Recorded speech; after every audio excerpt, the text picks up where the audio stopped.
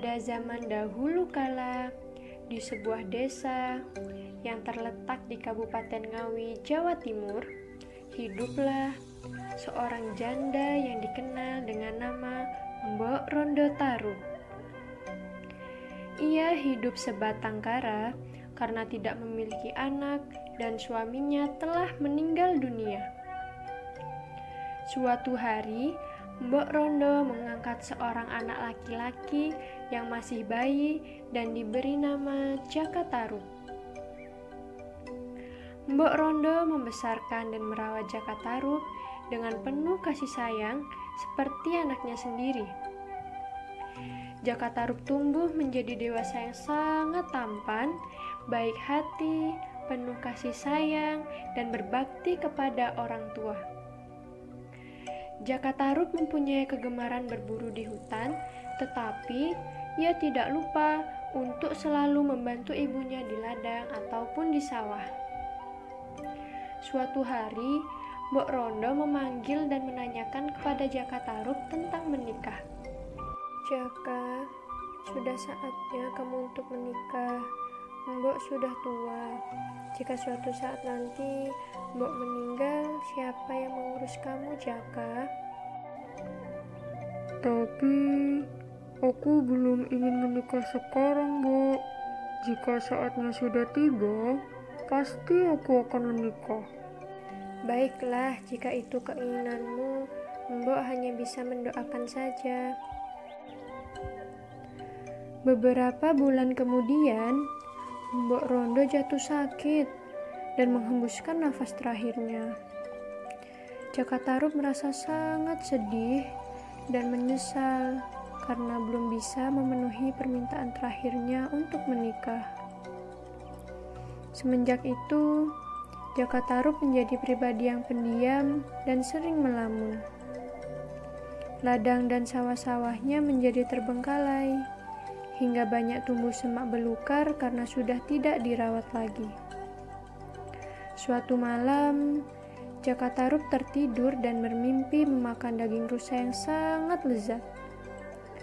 Suara ayam berkokok membangunkan Jaka Tarub dari mimpinya. Pagi itu, Jaka Tarub merasa lapar dan ingin memakan daging rusa seperti di dalam mimpinya. Segera, ia menyiapkan busur dan anak panahnya, lalu pergi ke hutan untuk berburu daging rusa. Dari pagi hingga siang hari, ia menyusuri hutan. Jaka Tarub tak kunjung menemukan rusa. Jangankan rusa, kancil pun tidak ia dapatkan. Jaka Tarub merasa kelelahan, dan ia memutuskan untuk istirahat di bawah pohon yang rindang. Tak lama kemudian, Jaka Tarub tertidur. Ketika Jaka Tarub tertidur, tanpa disadari, 7 bidadari turun dari kayangan ke sebuah telaga yang letaknya tidak jauh dari tempat Jaka Tarub tertidur. Bidadari tersebut turun ke telaga itu untuk mandi. Tiba-tiba, ada angin kencang yang datang. Namun, para bidadari tidak menyadari bahwa salah satu dari selendang mereka ikut terbawa angin hingga jatuh di dekat Jaka Tarub yang sedang tidur. Ketika matahari mulai tenggelam, para bidadari bergegas untuk kembali ke kayangan. Dengan menggunakan selendang, mereka terbang ke kayangan. Namun, seorang bidadari tampak kebingungan karena selendang yang ia gunakan untuk terbang hilang. "Kemana selendangku?" Sementara keenam bidadari lainnya sudah tidak terlihat lagi di langit, yang membuat ia semakin merasa takut. Sementara itu, Jaka Tarub terbangun dan terkejut melihat selendang yang ada di dekatnya. Wah, selendang siapa ini? Indah sekali.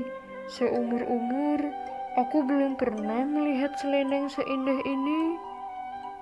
Saat Jaka Tarub terheran-heran melihat selendang itu, tiba-tiba terdengar suara perempuan menangis yang mengalihkan pandangannya.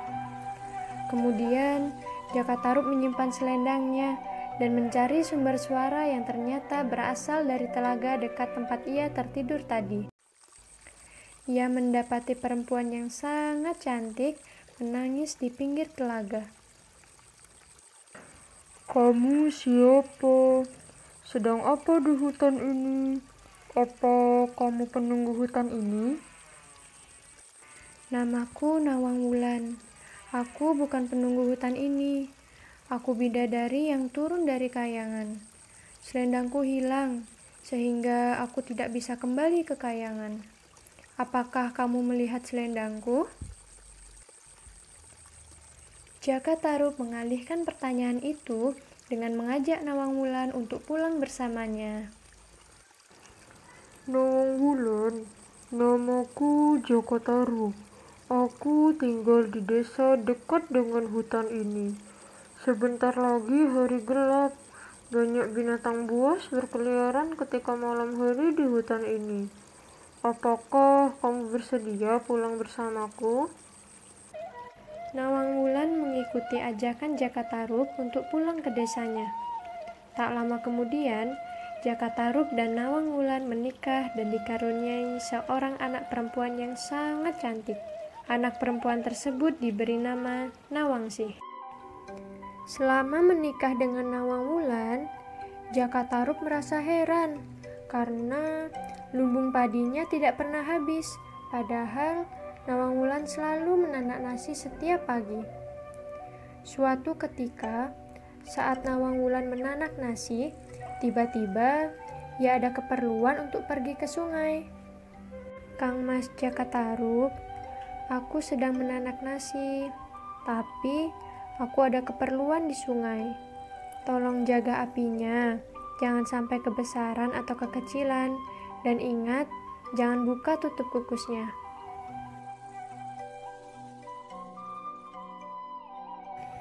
Jaka Tarub yang selama ini penasaran, mengabaikan pesan istrinya dan membuka tutup kukusannya. Jadi, selama ini istriku hanya memasak sebutir beras. Pantas saja, beras lumbung padiku tidak pernah habis. Mungkin ini adalah kesaktian Nawang Wulan sebagai bidadari. Tak lama kemudian, Nawang Wulan kembali ke rumah dan tidak melihat keberadaan Jaka Tarub. Ia membuka tutup kukusannya dan menyadari bahwa Jaka Tarub telah mengingkari pesan Nawang Wulan. Kang Mas Jaka Tarub telah melanggar perintahku. Setelah ini, aku tidak bisa memasak nasi dengan menggunakan sebutir beras. Setelah itu, Nawang Wulan memasak nasi seperti pada umumnya dan membuat persediaan beras di lumbung padi Jaka Tarub semakin hari semakin menipis. Suatu hari ketika Nawang Wulan ingin memasak nasi, tiba-tiba ia menemukan selendang miliknya. Nawang Wulan sangat marah bahwa selama ini selendangnya disembunyikan oleh suaminya sendiri dan segera menemui Jaka Tarub. Kang Mas Jaka Tarub, jadi selama ini kamu yang menyembunyikan selendangku. Cukup sampai di sini hubungan kita. Aku tidak bisa hidup dengan laki-laki yang telah menipuku. Adinda Nawang Wulan, maafkan aku. Aku mengaku bersalah. Tapi tolong, jangan tinggalkan kami. Kasihanilah Nawangsih.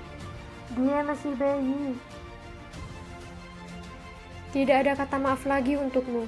Buatkan aku danau di belakang rumah, dan setiap malam letakkan Nawangsih di danau itu. Aku akan datang untuk menyusuinya. Tapi kamu jangan mengintip. Nawang Wulan dengan selendangnya segera pergi ke kayangan. Seperti janjinya, Nawang Wulan selalu datang untuk menyusui Nawangsih.